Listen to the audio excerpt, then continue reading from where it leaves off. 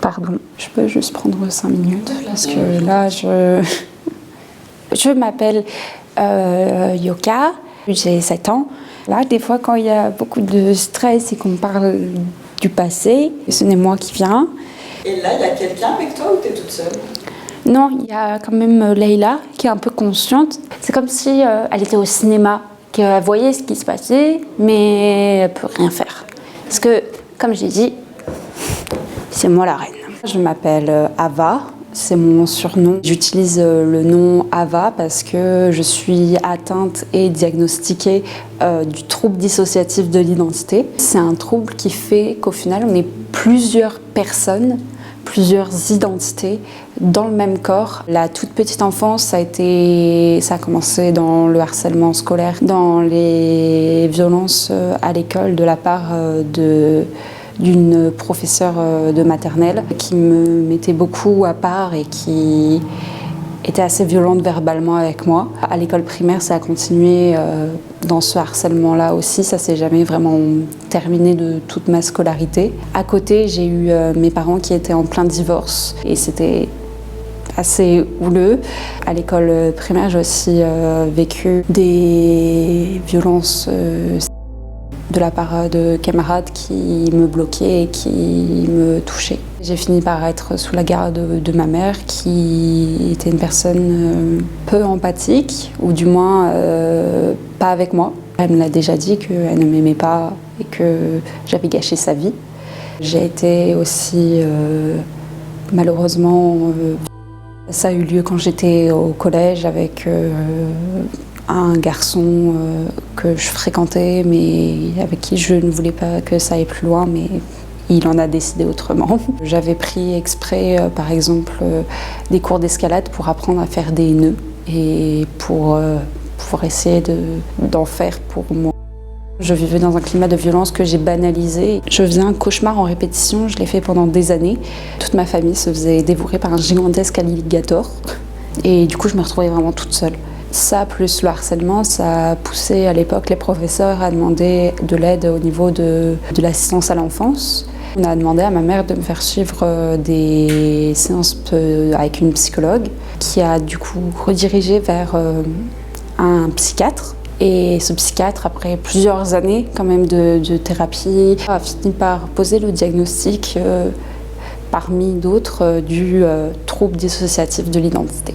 C'est un trouble qui fait qu'au final, on est plusieurs personnes, plusieurs identités dans le même corps à cause de traumatismes et de stress à répétition durant l'enfance, avant l'âge de 7, 8, 9 ans environ. Enfant, on a une capacité à s'adapter grâce à des petits états alternatifs de conscience. Donc c'est plein de petits morceaux qui fonctionnent ensemble. Et vers l'âge de 8-9 ans, ils fusionnent en fait ensemble pour former l'identité de la personne jusqu'à l'âge adulte. Le problème avec le TDI, c'est que au lieu de se rassembler, d'être unifiés, ils vont rester séparés à cause du stress, parce que le cerveau va mettre par exemple des barrières amnésiques, donc des trous de mémoire, pour survivre au stress, à répétition, à tout ce qui se passe. Et ces états-là, ils continuent de se développer différemment les uns des autres, jusqu'à former plusieurs identités. Donc c'est vraiment la défense du cerveau pour survivre, pour éviter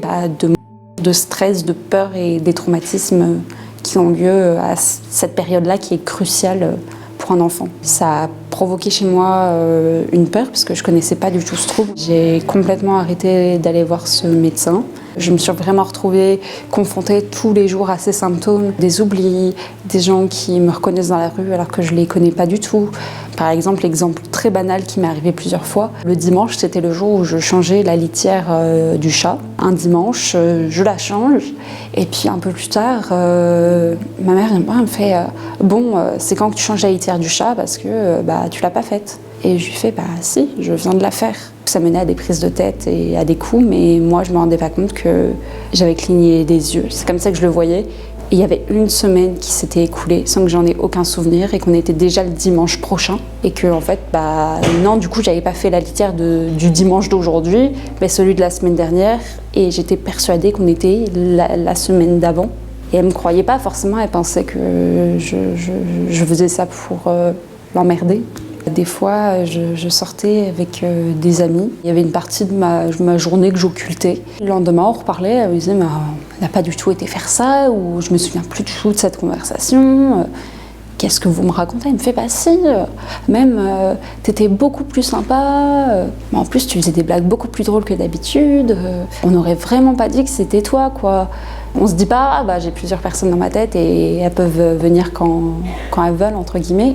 On se dit bah c'est la fatigue. Le moment où j'ai vraiment remarqué tous ces petits trucs autour de moi et le TDI en lui-même, c'est vraiment quand je me suis mise en couple avec mon compagnon. Et il y a un soir où on était en appel vidéo et d'un coup, je me suis un petit peu retrouvée propulsée, c'est comme ça que je l'ai ressenti, en arrière, mais toujours dans mon corps, mais sans plus pouvoir rien faire. Et d'un coup, mon corps s'est mis à parler à mon compagnon, à lui dire qu'on l'aimait pas, que c'était un connard et toute une série d'insultes, qu'on l'avait trompé, que du coup, il devait nous quitter.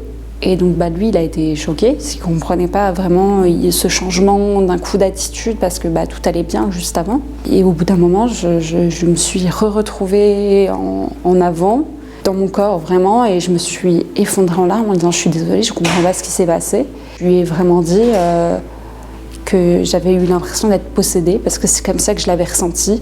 C'était vraiment spectatrice de mon corps, de ma vie, et sans aucun pouvoir. Ça m'était déjà arrivé, mais pas aussi fort, et à le remarquer à ce point. Ça a été le déclenchement que je me dise là, il y a un gros problème. Je suis retournée voir psychologue, psychiatre, et la confirmation du diagnostic est revenue. Sur le coup, j'ai peur, parce que je le dis à mon copain, j'ai eu l'impression d'être possédée et d'avoir aucun contrôle sur ma vie.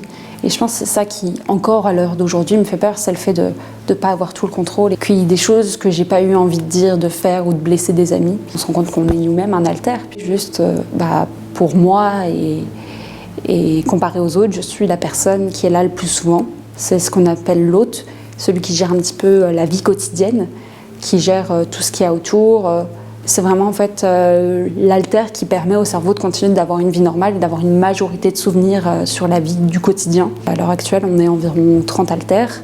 Avant, on a été beaucoup plus, on est passé par plus de 50, on a été aussi beaucoup moins. Comme c'est un mécanisme de défense, le cerveau il peut recréer des alters un peu à volonté. Je me rends compte que par exemple, ce que j'avais vécu avec mon compagnon sur l'appel vidéo, c'est ce qu'on appelle de la co-conscience. Moi, j'étais consciente de ce qui se passait, mais j'avais aucun contrôle. Mais il y avait un autre alter, et cet autre alter, à ce moment-là, je découvre qu'elle s'appelle aussi Ella.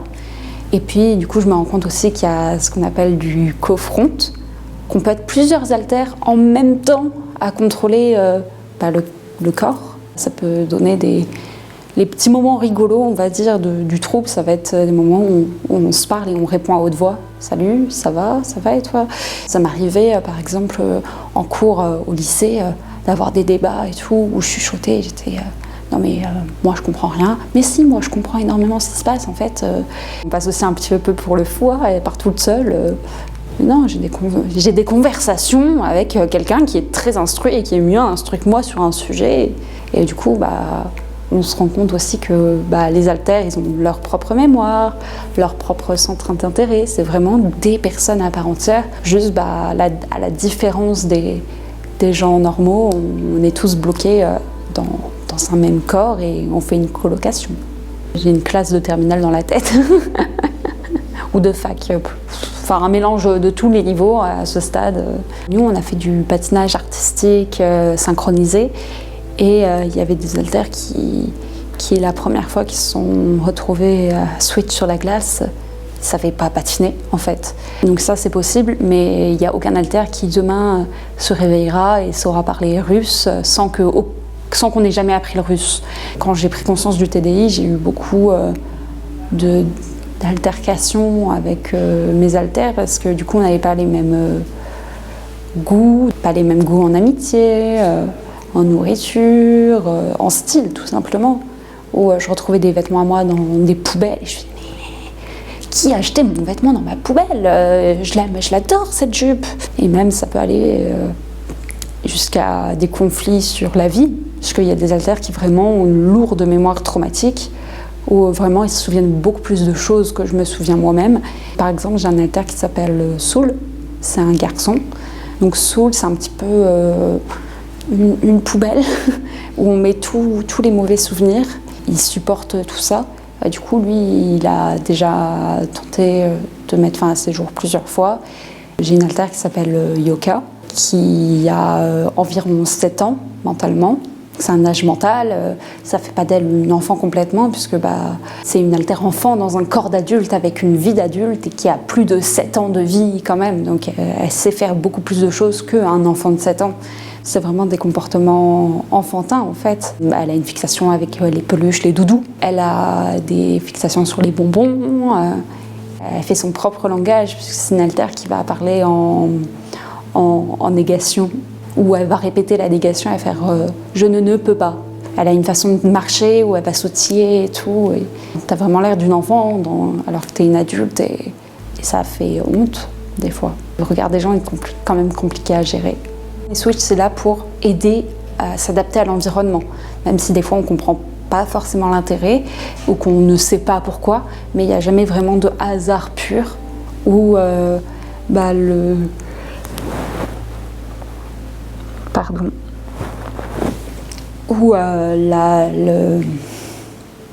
je peux juste prendre 5 minutes parce que là, là, des fois, quand il y a beaucoup de stress et qu'on parle du passé, des fois, ce n'est moi qui viens. Je m'appelle Yoka, j'ai 7 ans et c'est la première fois que je suis là depuis un moment. Dans la vie, j'aime tout plein de trucs. J'aime le soleil, mais j'aime beaucoup aussi la pluie parce qu'on peut sauter dans les flaques.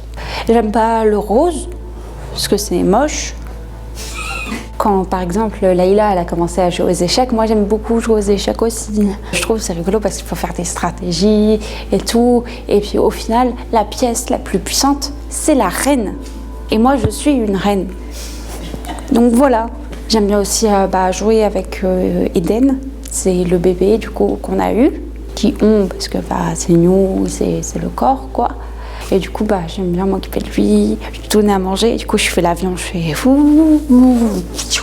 Moi j'adore le Lipton Ice Tea par exemple. Layla elle aime, heureusement, puisque sinon voilà. Mais par exemple Ivy, Marie, Hélène, elles n'aiment pas.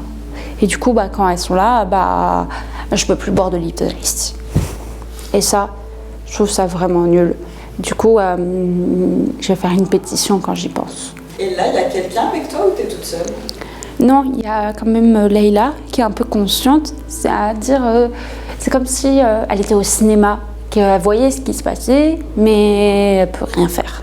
Parce que, comme j'ai dit, c'est moi la reine. J'étais un petit peu perdue au tout début quand je suis arrivée, mais la continuité fait que pas trop, j'ai pu un petit peu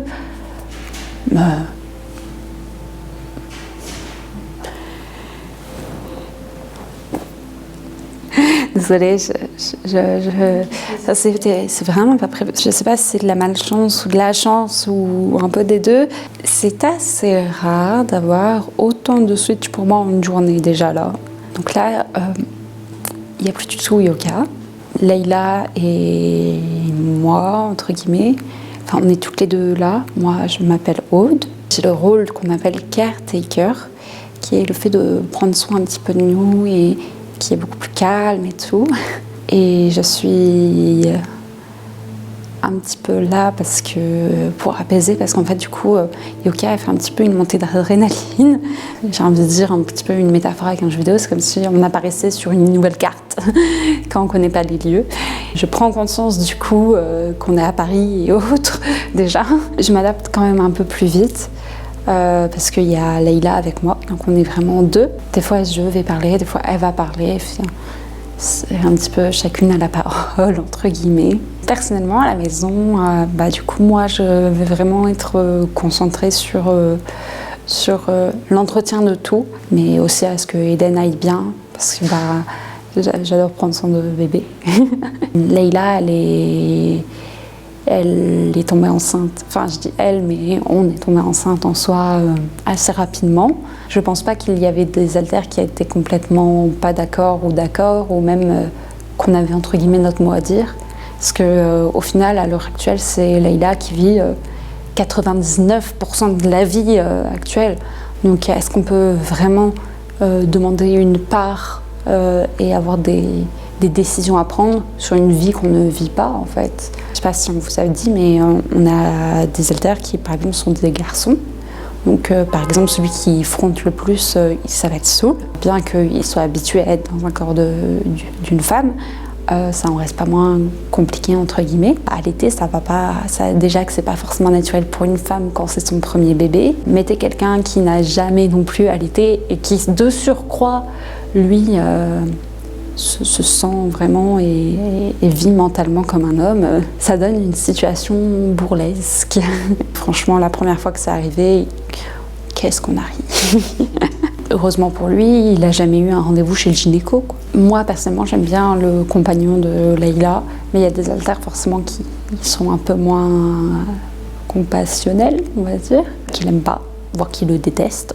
Le temps qu'ils vont être là, ils vont pas se parler. Il n'y a que l'autre qui a le droit à une relation amoureuse extérieure. En fait, j'étais consciente et un peu là, et puis au final, de plus en plus, Aude s'est effacée et du coup, j'ai pu revenir un petit peu. Même quand on n'a aucun trouble, tu deviens maman, tu te poses déjà énormément de questions. Alors quand on a le TDI, c'était comme si on était sur un jeu et qu'on passait du niveau facile à moyen. Mais oui, il y a eu des questions qui se sont posées de est-ce que Yoka serait capable de faire ça? À l'heure actuelle, je suis stable, donc je suis là 99% du temps.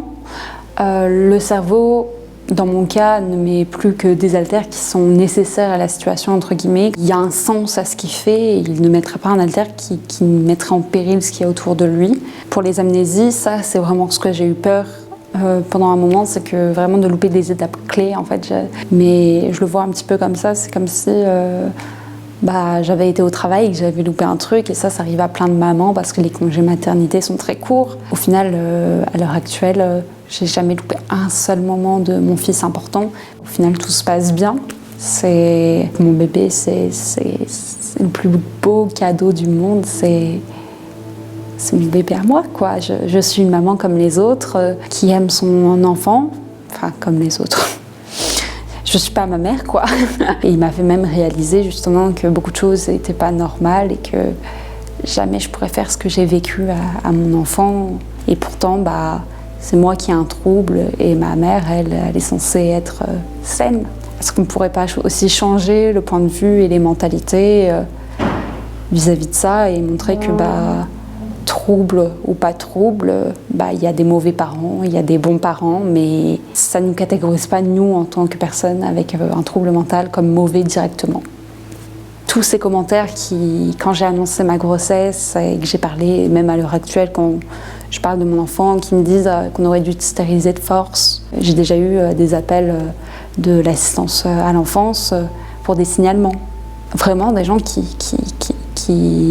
confondent TDI et danger, et tout de suite on se fait charger sur ça parce que selon eux on n'est pas capable d'avoir une vie, selon eux on est censé être interné. Déjà. Vous avez le droit d'être heureux, vous avez le droit d'avoir une famille, c'est ok, et personne n'est censé pouvoir vous dire le contraire. Si vous êtes stable, si ça va et que vous avez envie, que vous le voulez et que vous vous sentez prêt à tenter l'expérience, allez-y.